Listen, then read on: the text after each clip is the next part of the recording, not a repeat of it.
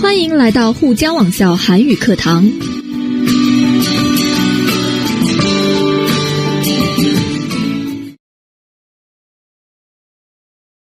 여러분 안녕하세요. 자, 이번 시간에 공부할 내용은 물음에 답하기 종합 문제이고요. 앞에 올 내용은 어떤 것이냐, 또 같은 것을 고르는 문제와 빈칸에 들어갈 내용, 괄호 안에 들어갈 내용은 어떤 것일까라는 문제입니다.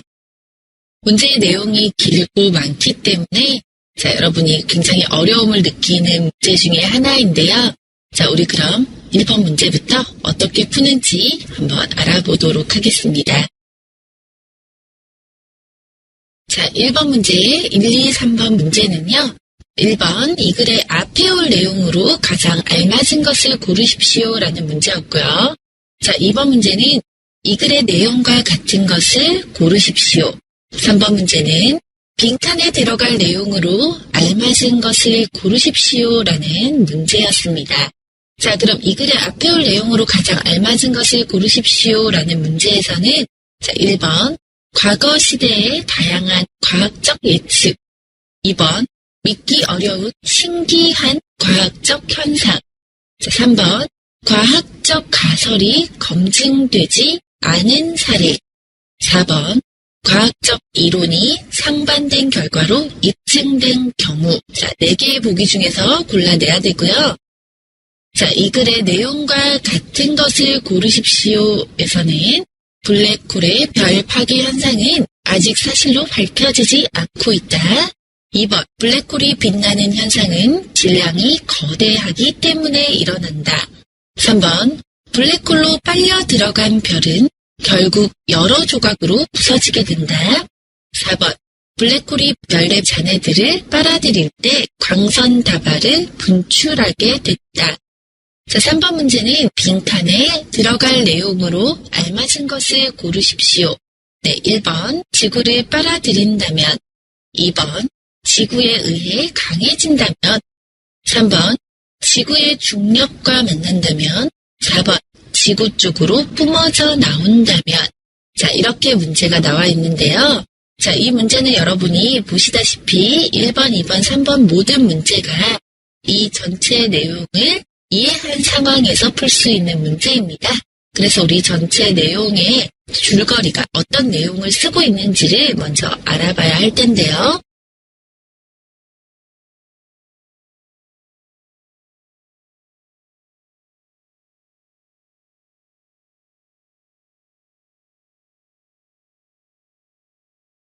이처럼 과학적 예측이 풀리지 않는 수수께끼로 남는 경우는 많다. 그러나 최근에 37년 전의 과학적 예측이 실제 관측을 통해 증명된 바 있다. 지구에서 3만 광년 떨어진 곳에는 태양의 460만 배나 되는 거대 질량 블랙홀이 있는데 천문학자들은 이 블랙홀이 다른 별을 삼키면 광선 다발이 발생해 갑자기 밝아지는 현상이 나타날 것이라고 예견한 바 있다.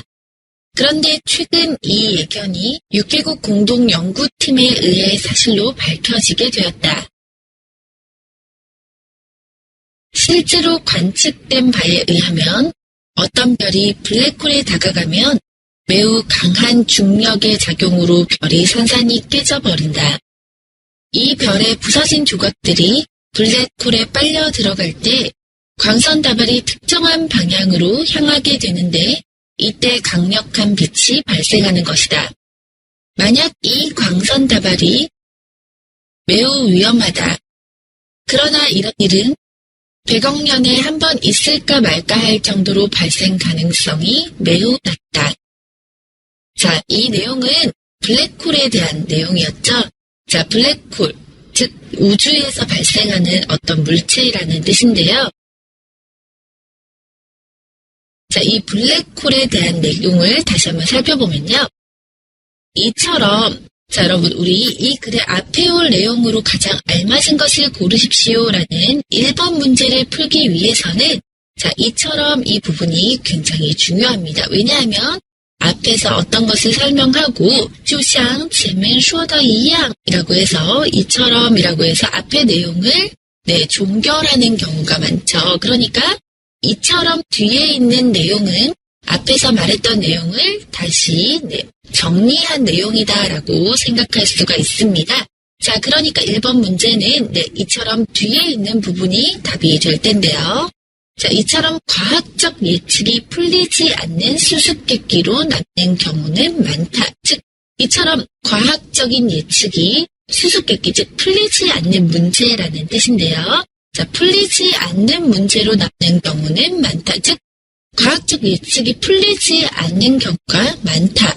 그러나 최근에 37년 전에 과학적 예측이 실제 관측을 통해 증명된 바 있다. 자, 앞에서는 과학적 예측이 풀리지 않는 경우가 많다. 하지만 요즘에는 과학적 예측이 실제 관측을 통해서 증명된 바가 있다. 증명되기도 한다라고 했습니다. 그럼 앞에는요.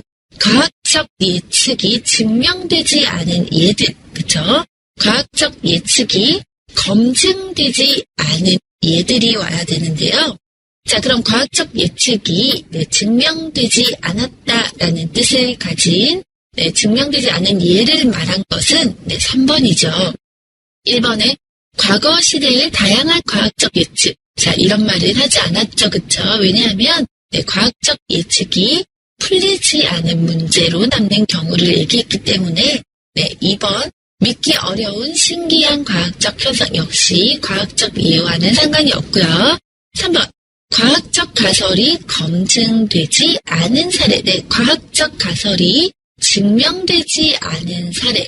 맞습니다. 그쵸? 왜냐하면 풀리지 않는 수수께끼로 남는 경우가 많다라고 했고 요즘에는 과학적 예측이 실제 관측을 통해서 증명된 것도 있다라고 했기 때문에 자, 앞에는 과학적 가설이 예측이 증명되지 않은 사례가 와야 하고요. 자, 4번 과학적 이론이 상반된 결과로 입증된 경우. 자, 이런 말도 없었었죠. 그래서 이처럼이라는 연결어를 보고서는 우리가 답은 뒤에 있다라는 걸 알 수가 있고요. 답 뒤에 있는 것의 앞의 내용을 추측하면 되겠죠. 자, 그래서 1번 문제의 답은요, 여러분 3번입니다. 자, 이 글의 내용과 같은 것을 고르기 위해서는 위의 내용을 알아야 되는데요. 아까 해석했던 뒤의 내용부터 다시 보도록 하겠습니다. 자, 지구에서 3만 광년 떨어진 곳에는 태양의 460만 배나 되는 거대 질량 블랙홀이 있는데, 자, 지구에서 3만 광년 떨어진 곳에는 큰 블랙홀이 있는데, 천문학자들은 이 블랙홀이 다른 별을 삼키면 광선 다발이 발생해 갑자기 밝아지는 현상이 나타날 것이라고 예견한 바 있다. 자, 천문학자들은 이 블랙홀이 다른 별을 먹으면 다른 별은 뭐 지구도 될 수가 있고 뭐 화성, 금성 모든 것은 별이라고 얘기할 수 있죠. 자, 다른 별을 먹으면 삼키면은 툰샤취라는 뜻으로 먹으면 광선 다발이 발생해. 광선은 빛이라는 뜻이죠. 네, 빛이 여러 개 발생해서 갑자기 밝아지는 현상이 나타날 것이다 라고 예측했다. 즉 천문학자들의 예측은 이 블랙홀이 다른 별을 먹으면 아마 갑자기 밝아지는 현상이 발생할 것이다 라고 예측했는데요. 그런데 최근 이 예견이 6개국 공동연구팀에 의해 사실로 밝혀지게 되었다. 그런데 이런 예견이, 예측이 6개의 나라 공동연구팀에 의해서 이 사실은 진짜이다 라고 증명됐습니다. 자, 실제 관측된 바에 의하면 어떤 별이 블랙홀에 다가가면 매우 강한 중력의 작용으로 별이 산산이 깨져버린다. 실제로 우리가 관측을 했는데요. 자, 그것은 어떤 별이 블랙홀 근처에 가면 그 중력 발생해서 중력이 작용해서 별이 다 깨져버립니다. 이 별의 부서진 조각들이 블랙홀에 빨려 들어갈 때, 자, 이 별의 부서진 조각들이, 이 별이 부서진 후에 블랙홀에 들어갈 때 광선 다발이 툭 특정한 방향으로 향하게 되는데 이때 강력한 빛이 발생하는 것이다. 즉 블랙홀에 이 부서진 조각들이 들어갈 때 광선, 즉 빛이 어떤 한 방향으로, 특정한 방향이다라는 거는 한 방향으로 향하게 되는데 이때 아주 큰 강력한 빛이 발생하는 것이다. 자, 만약 이 광선빛이, 즉 광선 다발이 매우 위험하다. 어떤 경우에는 매우 위험하다. 그러나 이런 일은 천억 년에 한 번 있을까 말까 할 정도로 발생 가능성이 낮다. 자, 빈칸에는 이 광선 다발이 어떻게 됐을 때 어떤 상황이 아주 위험하다라는 뜻을 나타내라 하고 있습니다. 자, 2번 문제 보시면요. 자, 1번. 블랙홀의 별 파괴 현상은 아직 사실로 밝혀지지 않고 있다. 자, 블랙홀의 별 파괴 현상. 자, 이것에 대해서 아직 사실로 밝혀지지 않았나요? 네. 어떤 사실이 밝혀지긴 밝혀졌는데 어떤 별이 블랙홀에 다가가면 매우 강력한 중력으로 별이 산산이 깨져버린다라는 말은 있었죠. 자, 그렇지만 블랙홀의 별 파괴 현상이라는 말은 제시되지 않았습니다. 제시되지 않은 말은 답이 되지 않는다. 1번 답이 될 수 없습니다. 자, 2번. 블랙홀이 빛나는 현상은 질량이 거대하기 때문에 일어난다.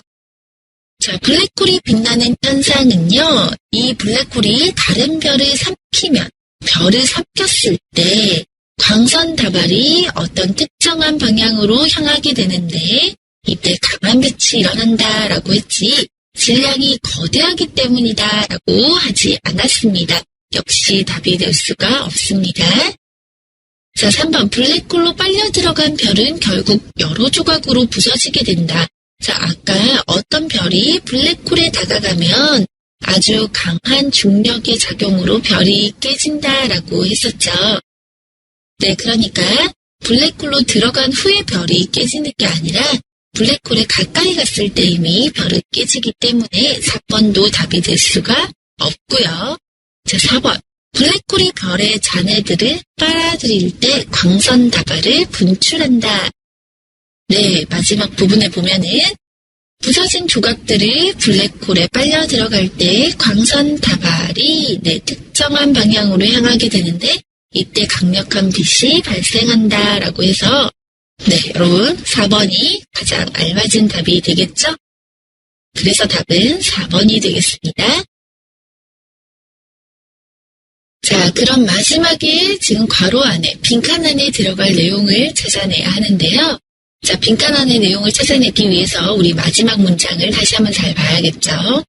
자, 이 별의 부서진 조각들이 블랙홀에 빨려 들어갈 때 광선 다발이 한 방향으로 향하게 된다라고 했죠. 즉, 광선 방향이 한 곳으로 향하게 되고 이때 강력한 빛이 나오게 됩니다. 그쵸? 자, 그럼 빛이 나오다. 즉, 만약 이 광선 다발이 어떻게 하면, 빛이 어떻게 나오면 아주 위험하다라는 뜻으로 빛이 나오다라는 뜻이 되어야 하는데요.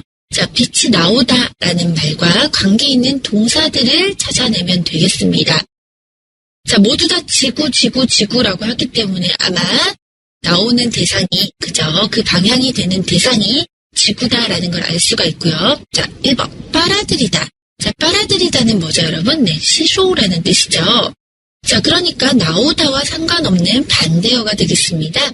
답이 될 가능성 좀 적고요. 자, 지구에 의해 강해진다면 지구 때문에 강해지다. 즉, 빛이 나오다라는 말과는 상관이 없죠. 역시 답이 될 가능성 낮습니다. 자, 3번. 지구의 중력과 만난다면, 자, 빛이 나오다라는 말을 찾아야 하는데, 역시 빛이 나오다와는 크게 상관이 없고요. 자, 4번. 지구 쪽으로 뿜어져 나온다면, 자, 뿜어져 나오다, 뿜다라는 말이, 나오다라는 뜻입니다. 그렇기 때문에 지구 쪽으로 한 번에 나온다면, 한 번에 아주 강한 속도로 나오게 된다면, 라는 뜻으로, 4번이 빛이 나오다라는 말과 상관성이 가장 깊은 표현이 되겠죠? 그렇기 때문에 답은 4번이 되어서 만약 이 광선 다발이 지구 쪽으로 뿜어져 나온다면 아주 위험하다라는 말이 되어야 하겠습니다. 답은 4번이 되어야 합니다. 자, 여러분 2번 문제, 1, 2, 3번 문제는요. 자, 1번 문제는 이 글의 앞에 올 내용으로 가장 알맞은 것을 고르십시오. 자, 1번 대중에게 지지를 받는 정치인. 2번 대중을 통솔하고 이끄는 정치인. 3번 대중에게 책임을 떠넘기는 정치인. 4번 대중을 얕보고 소홀히 하는 정치인. 자, 2번 이 글의 내용과 같은 것을 고르십시오. 1번 대중들과 대화하면 원하는 방향으로 대중을 이끌 수 있다. 2번 대중들과 생각을 공유하는 사람이 정치 생명이 길 것이다. 3번 적극적으로 대중을 지휘하지 못하면 대중의 선택을 받을 수 없다. 4번 자신의 입장을 끝까지 고수하는 사람이 대중의 지지를 얻을 것이다. 자, 3번은요. 빈칸에 들어갈 내용으로 가장 알맞은 것을 고르십시오. 자, 1번 나를 도와달라는, 2번 당신을 돕겠다는, 3번 나와 이야기하자는, 4번 당신을 선택하겠다는 이 문제인데요. 자, 지문을 보기 전에 문제를 먼저 읽으시면 지문을 볼 때 빨리 눈안에 들어오게 됩니다. 그래서 꼭 1, 2, 3번의 문제부터 읽으시기 바라고요. 자, 지문 함께 보겠습니다.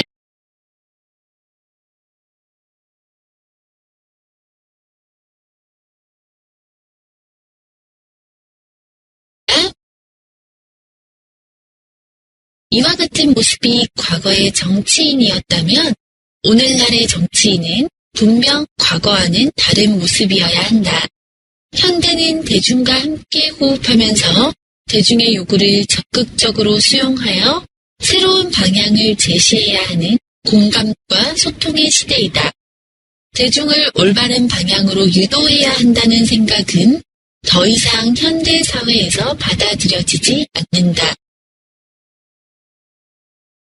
따라서 오늘날의 정치인에게는 대중과 얼마나 소통하고 대중에게 어느 정도의 공감을 얻어내느냐에 그들의 정치적 생명이 걸려 있다고 해도 과언이 아니다.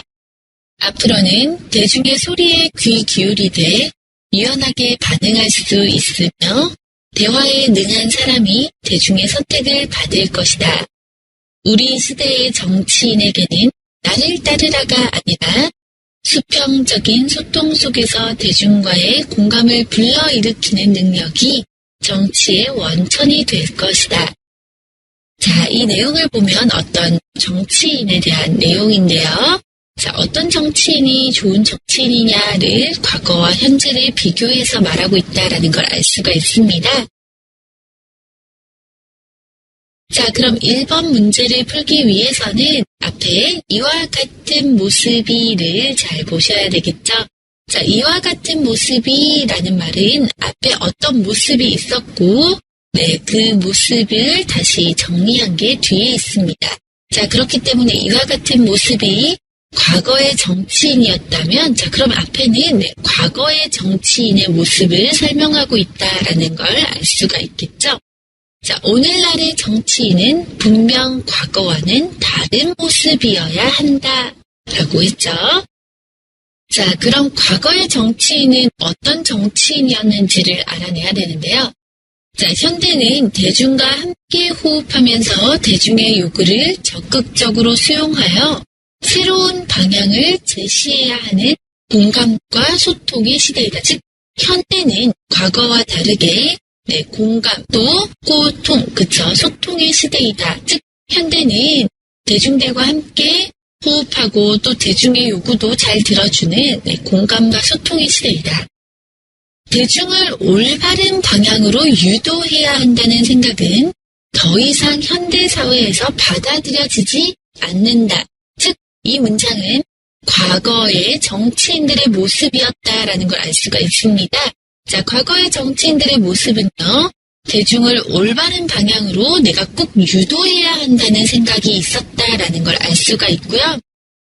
대중을 올바른 방향으로 유도해야 좋은 정치인이다라는 생각이 더 이상 현대 사회에서는 수용되지 않는다, 받아들여지지 않는다.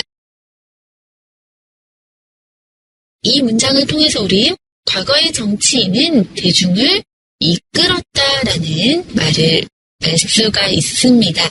자, 그러니까 과거의 정치인은요, 대중을 이끌고 대중을 유도했다라고 볼 수가 있는데요. 자, 1번 대중에게 지지를 받는 정치인, 대중을 유도했다라는 건 상관이 없죠. 자, 2번 대중을 통솔하고 이끄는 정치인, 대중을 올바른 방향으로 유도했다. 자, 통솔하다가 이끌다라는 뜻이죠. 자, 대중을 이끌고 또 이끄는 정치인. 자, 옳은 방향으로 이끌어내는 정치, 위에서 말한 것과 가장 비슷합니다. 자, 3번. 대중에게 책임을 떠넘기는 정치인. 아까 올바른 방향으로 유도해야 한다라고 했지, 책임을 다른 사람에게 떠넘기다. 다른 사람에게 내 책임을 주다라는 말은 없었죠. 4번. 대중을 얕보고 소홀히 하는 정치인, 즉, 대중을 무시하고 대중을 중요하게 생각하지 않는 정치. 자, 이런 말도 아니었습니다. 그쵸? 그렇기 때문에 답은 2번. 대중을 통솔하고 이끄는 정치인이 우리 과거의 정치인의 모습이었다라고 알 수가 있죠. 자, 그 다음에 보시면 따라서 오늘날의 정치인에게는 대중과 얼마나 소통하고 대중에게 어느 정도의 공감을 얻어내느냐에 그들의 정치적 생명이 걸려있다고 해도 과언이 아니다. 자, 그렇기 때문에 이런 모습들 때문에 현대가 요구하는 것이 공감과 소통의 시대이기 때문에 오늘날의 정치인에게는 대중들과 얼마나 잘 소통하고 또 대중들에게 어느 정도의 동감을 얻어내느냐에 따라서 그 사람들의 정치적 생명이 길 수도 있고 또 정치적 생명이 짧을 수도 있다. 자, 앞으로는 대중의 소리에 귀 기울이되 유연하게 반응할 수 있으며 대화에 능한 사람이 대중의 선택을 받을 것이다. 앞으로는 대중의 소리에, 대중의 말에 잘 귀를 기울이고 대중의 말을 잘 듣고 대중의 의견을 잘 받아들이고 또 그것에 따라서 유연하게, 롤란이라는 뜻인데요. 자, 그거에 따라서 우리가 잘 반응할 수 있으며 또 대중들과 대화에 유능한 사람이, 능력 있는 사람이 대중의 선택을 받을 것이다. 이런 사람만이 대중들이 좋아하는 정치인이 될 것이다 라는 뜻이죠. 자, 우리 시대의 정치인에게는 나를 따르라가 아니라 우리 시대의 정치인에게는 나를 따라와라. 내가 너희를 통솔하겠다. 그쵸? 나를 따라오면 모든 일이 다 해결된다 등등의 이런 나를 따르라가 아니라, 자, 아까 뭐가 중요하다고 했죠? 소통이 중요하다라고 해서 뒤에 문장에서는 부시저양, 얼시 호면이라고 해서 뒤에 소통이 중요하다라는 말이 나와야 되고요. 자, 수평적인 소통 속에서 대중과의 공감을 불러일으키는 능력이 정치의 원천이 될 것이다.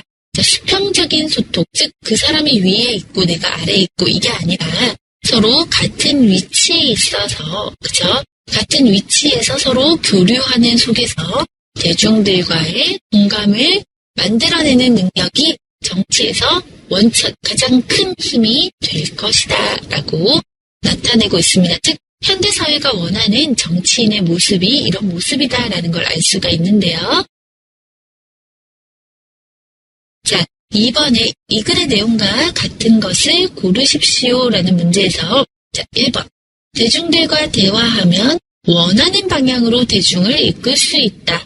아니죠. 대중들과 소통하고 대중들에게 어느 정도 공감을 얻어내느냐에 따라서 그들의 정치적 생명이 걸려있다라는 말은 있었지만 원하는 방향으로 대중들을 이끌 수 있다라는 말은 나오지 않았습니다.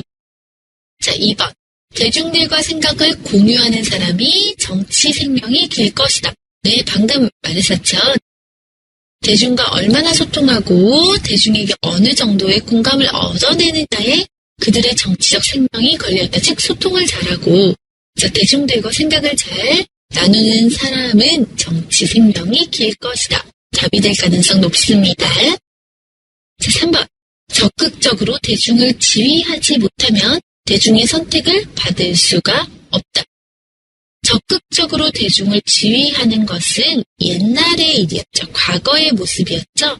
자, 그렇기 때문에 나를 따르라 라는 방법은 더 이상 통하지 않는다라고 했죠. 자, 그래서 답이 될 수가 없고요.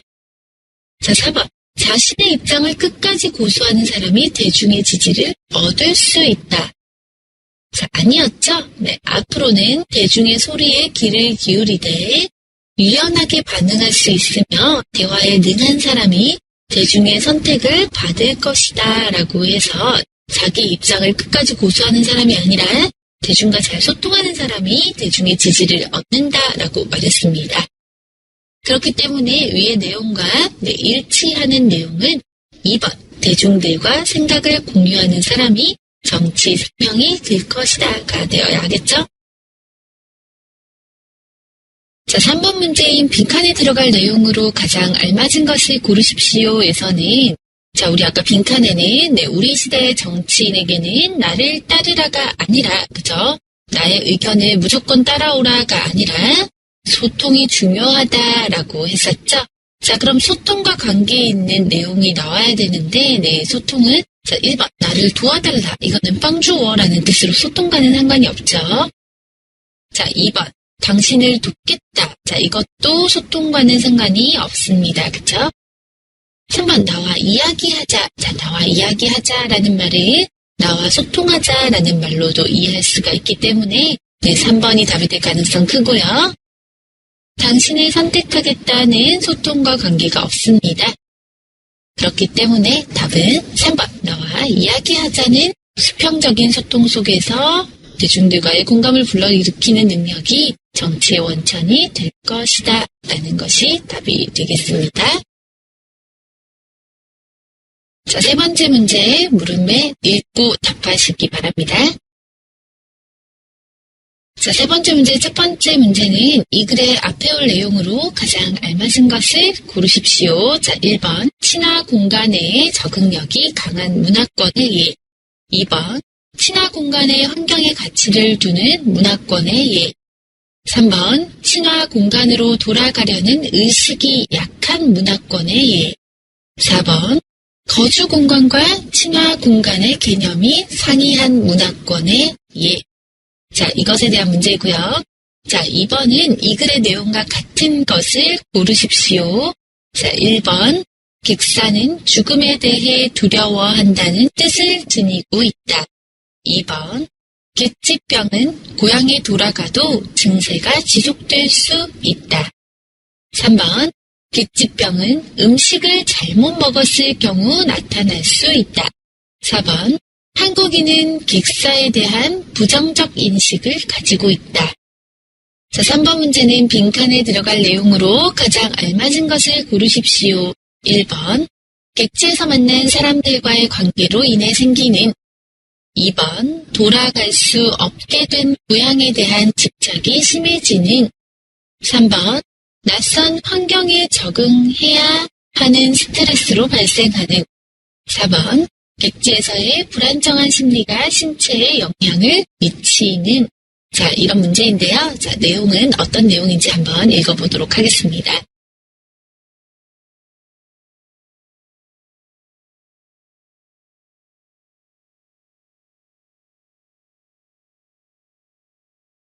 이와 달리 한국인은 자기가 나고 자란 최초의 친화 공간에 의미를 부여했다.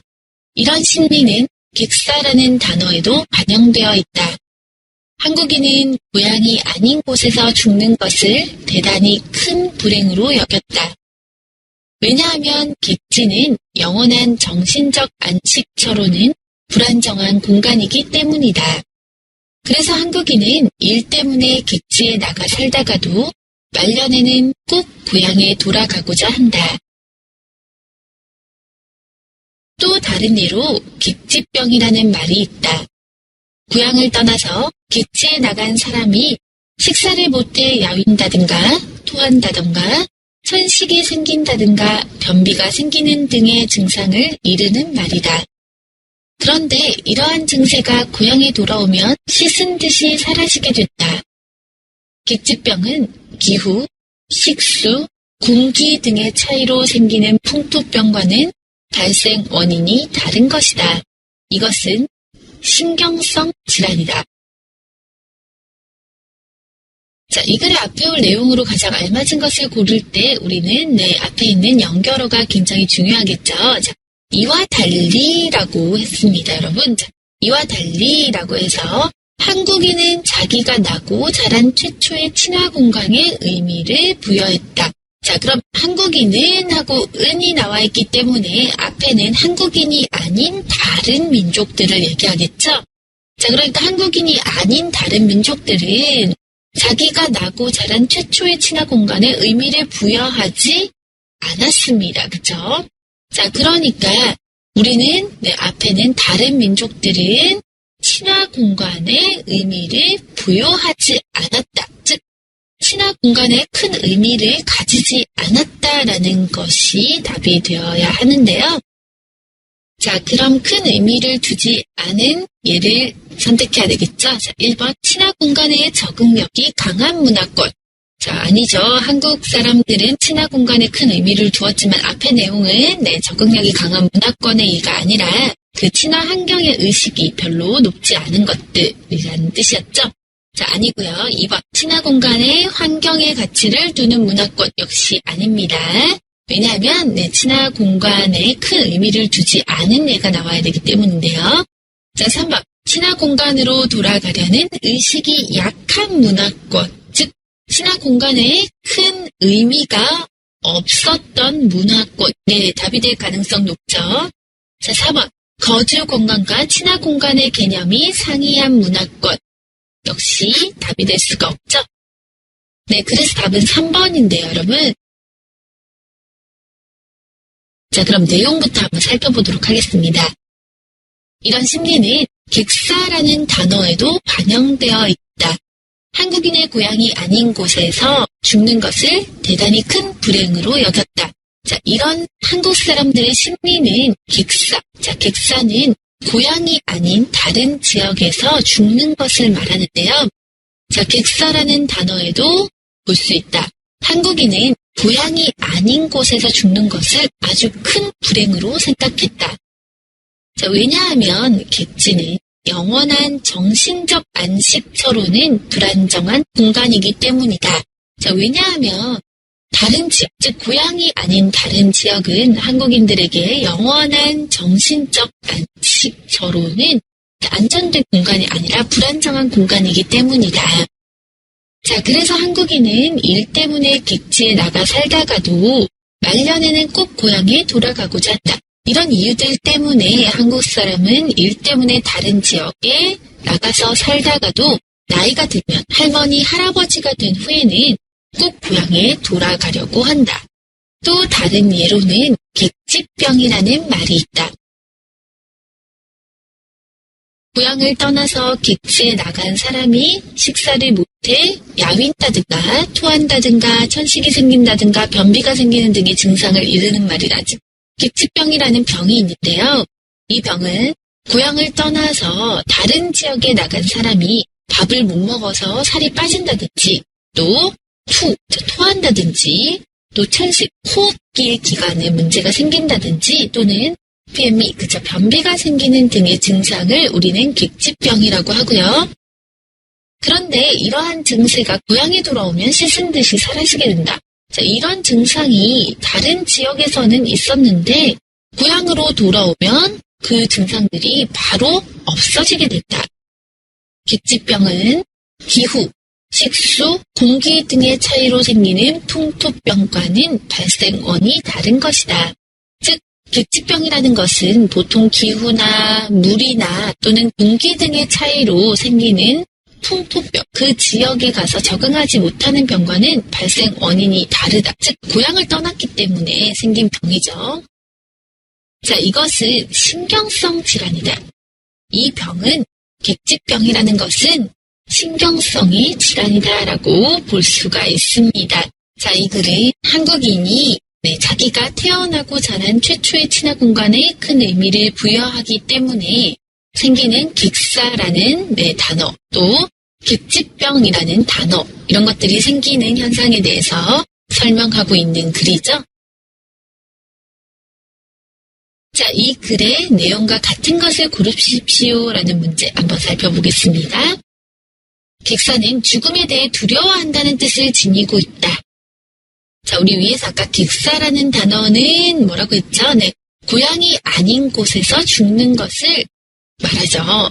자, 그렇기 때문에 죽음에 대해 두려워한다는 뜻이 아니라 고향이 아닌 다른 곳에서 죽는다라는 의미가 객사라는 의미였고요. 내용이 일치하지 않습니다. 자, 2번. 객지병은 고향에 돌아가도 증세가 지속될 수 있다. 자, 아까 우리 객지병은 어떤 증상이 있었는데, 그런데 이러한 증세가 고향에 돌아오면 씻은 듯이 사라진다. 즉, 고향에 돌아오면 이 모든 것들이 없어진다. 즉, 지속되지 않는다라고 했었죠. 자, 이 글의 내용과 일치하지 않습니다. 자, 3번. 객지병은 음식을 잘못 먹었을 경우 나타난다. 자, 아까 객지병은 뭐라고 했죠? 고향을 떠나서 객지에 나간 사람이 생기는 병이다라고 했었죠. 자, 그렇기 때문에 음식을 잘못 먹는 게 아니라 고향을 떠났기 때문에 생기는 병이다라고 알 수가 있습니다. 자, 3번 역시 일치하지가 않고요. 4번. 한국인은 객사에 대한 부정적인 인식을 가지고 있다. 아까 위에서 한국 사람들은 어떻게 했죠? 다른 지역에서, 고향이 아닌 다른 지역에서 죽는 것, 즉 객사를 대단히 큰 불행으로 여겼다. 대단히 부정적인 인식을 가지고 있다라고 볼 수가 있습니다. 그래서 답은 4번이 되어야 하겠습니다.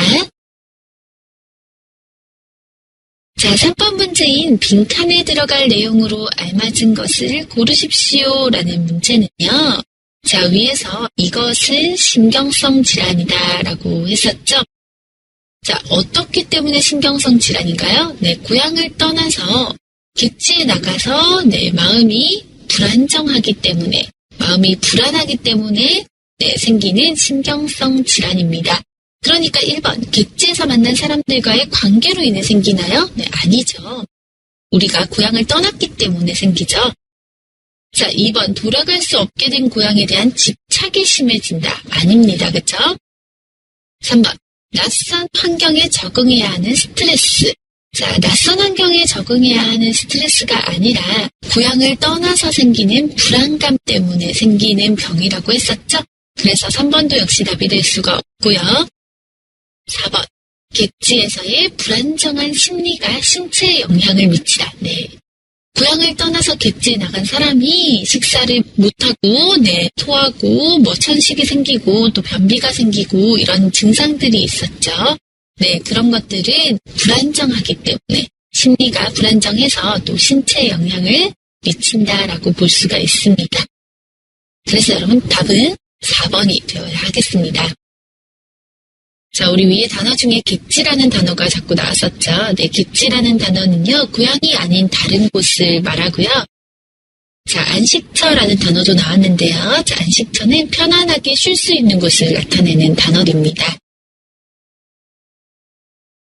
자, 다음은 4번 문제 물음에 답해 보시기 바랍니다. 자, 1번 문제 보시면요. 이 글의 앞에 올 내용으로 가장 알맞은 것을 고르십시오. 자, 1번. 비의 양에 영향을 미치는 요인. 2번, 인공강우가 환경에 미치는 영향. 3번, 비가 내리는 원리를 발견하게 된 과정. 4번, 비를 내리게 하려는 인간의 다양한 시도. 2번 문제는요. 이 글의 내용과 같은 것을 고르십시오. 1번, 많은 실험들을 통해 인공강우의 원리를 발견하였다. 2번, 인공강우가 환경에 좋지 않을 수 있다는 의견이 있다. 3번, 인공강우는 가뭄을 해결하는 데 도움이 되지 않는다. 4번, 현재는 인공강우의 드라이 아이스를 사용하지 않고 있다. 3번 문제는요. 빈칸에 들어갈 내용으로 가장 알맞은 것을 고르십시오. 1번 수증기를 얼게 하는, 2번 수증기를 발생시키는, 3번 수증기가 바뀌어 생긴, 4번 수증기가 달라붙게 하는 이런 문제들인데요. 자, 문제를 읽으면서 알 수 있는 건 인공 강우, 즉 비와 관계가 있고 또 수증기와도 관계가 있다라는 걸 알 수가 있죠. 자, 내용 한번 읽어보도록 하겠습니다. 이런 노력은 1946년이 되어서야 결실을 맺었다.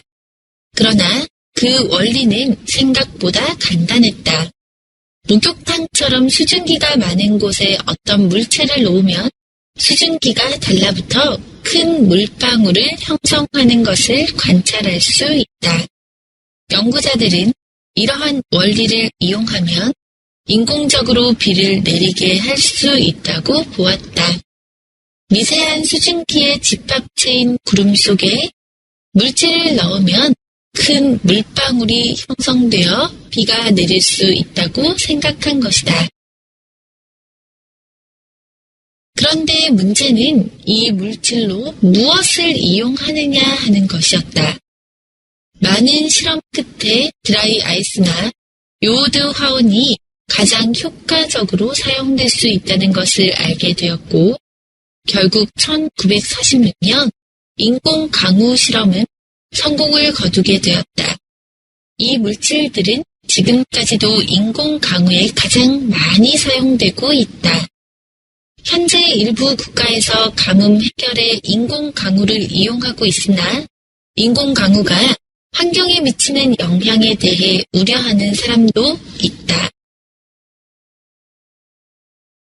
자, 이 글의 앞에 올 내용으로 가장 알맞은 것을 고를 때, 첫 번째 부분에서 보시면 이런 노력은 이라고 나와 있죠.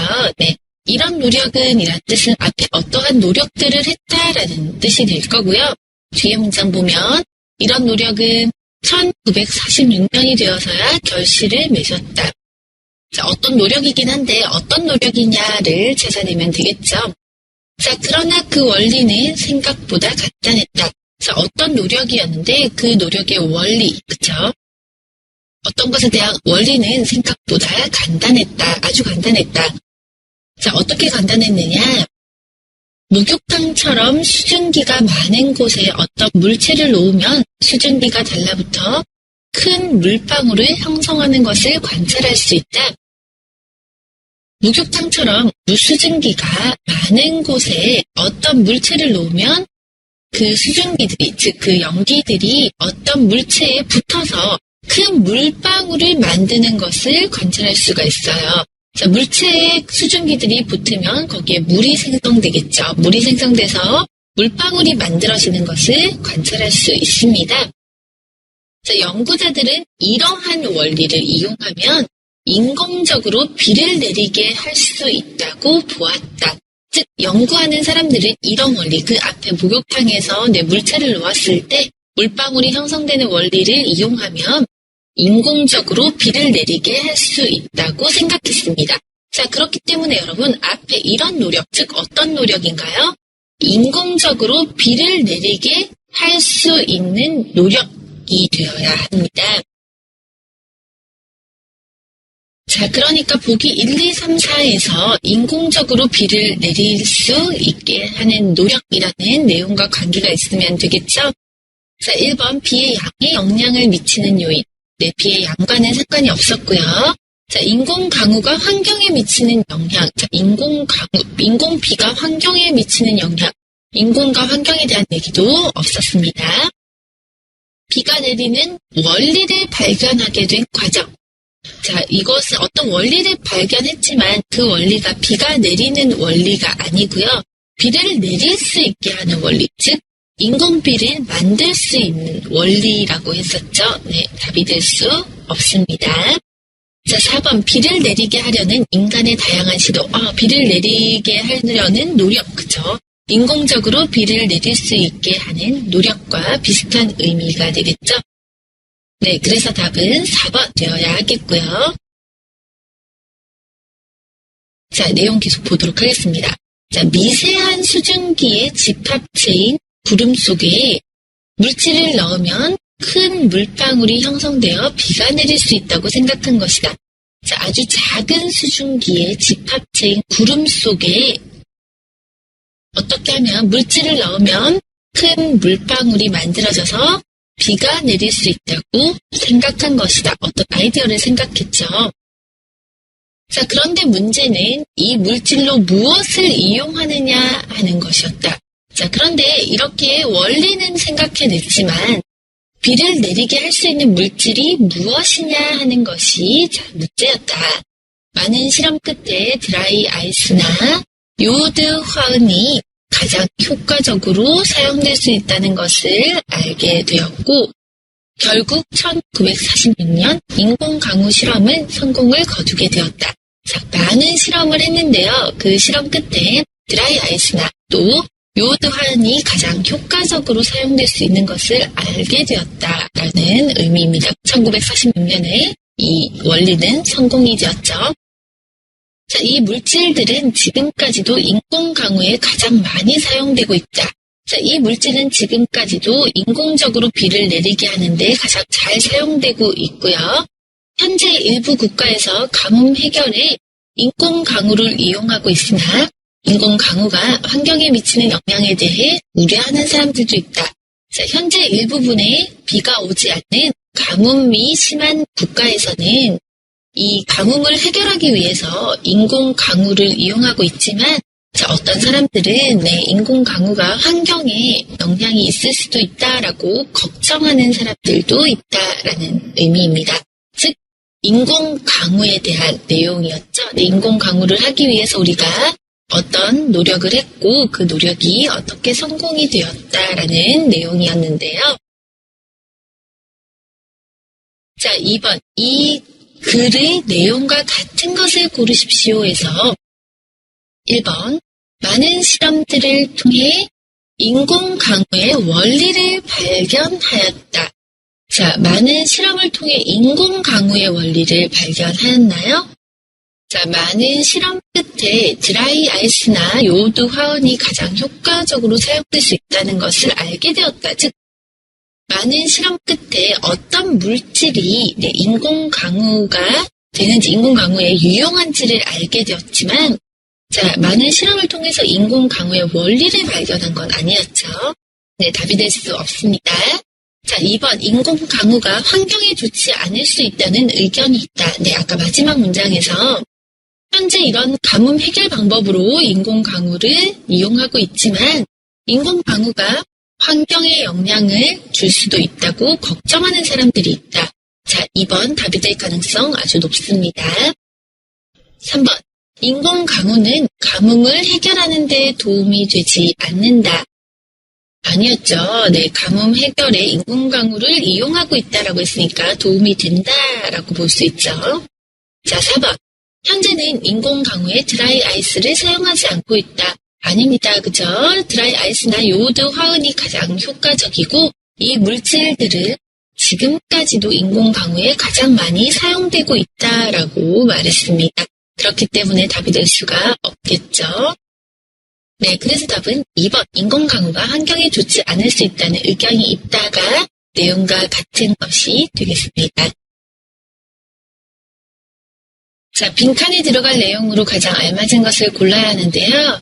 자, 보겠습니다, 여러분. 빈칸에 미세한 수증기의 집합체인 구름 속에 어떤 물질을 넣으면 큰 물방울이 형성되어 비가 내릴 수 있다고 생각했다라는 문장에서 자, 위의 문장을 보시면요. 목욕탕처럼 수증기가 많은 곳에 어떤 물질을 놓으면 수증기가 달라붙어서 큰 물방울을 형성하는 것을 관찰할 수 있다. 연구자들은 이런 원리를 이용하면 인공적인 비를 내리게 할 수 있다고 보았다. 즉, 어떤 원리냐? 이런 원리를 이용해서 미세한 수증기의 집합체인 구름 속에 수증기가 달라붙을 수 있는 물질을 넣으면 그 큰 물방울이 형성될 수 있다. 아까 목욕탕에서 수증기가 달라붙어서 물방울을 형성하는 것처럼 구름에도 수증기가 달라붙을 수 있는 물질을 넣으면 그 큰 물방울들이 형성되어서 비가 내릴 수 있다라고 생각했죠. 그러니까 괄호 안에, 빈칸 안에 들어갈 말은 수증기가 달라붙게 해야 됩니다. 그죠? 그렇기 때문에 네, 답은 4번 수증기가 달라붙게 하는이 답이 되어야 하고요. 1번의 수증기를 얼게 하는 위에서 제시된 적이 없고요. 수증기를 발생시키는 역시 수증기를 발생시키다라는 말은 없었습니다. 수증기가 바뀌어 생긴 이런 말도 제시되지 않았었죠. 네, 그래서 답은 4번 수증기가 달라붙게 하는 물질을 넣으면 큰 물방울이 형성되어서 비가 내릴 수 있다고 생각한 것이다가 답이 되겠습니다.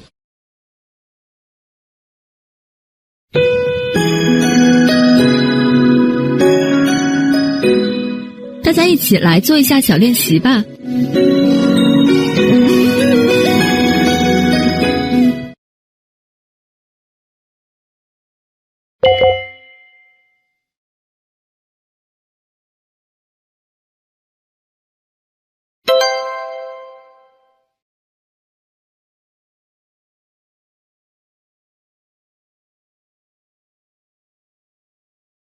자, 여러분, 우리는 다음 시간에 중한 문제, 즉 물음에 답하기 문제의 마지막 부분인 제목과 빈칸에 들어갈 내용, 또 내용과 같은 것을 고르는 것이 한 문제로 되어 있는 마지막 부분을 함께 살펴보도록 하겠습니다. 오늘도 수고 많으셨습니다. 우리 다음 시간에 만나도록 하겠습니다. 수고하셨습니다.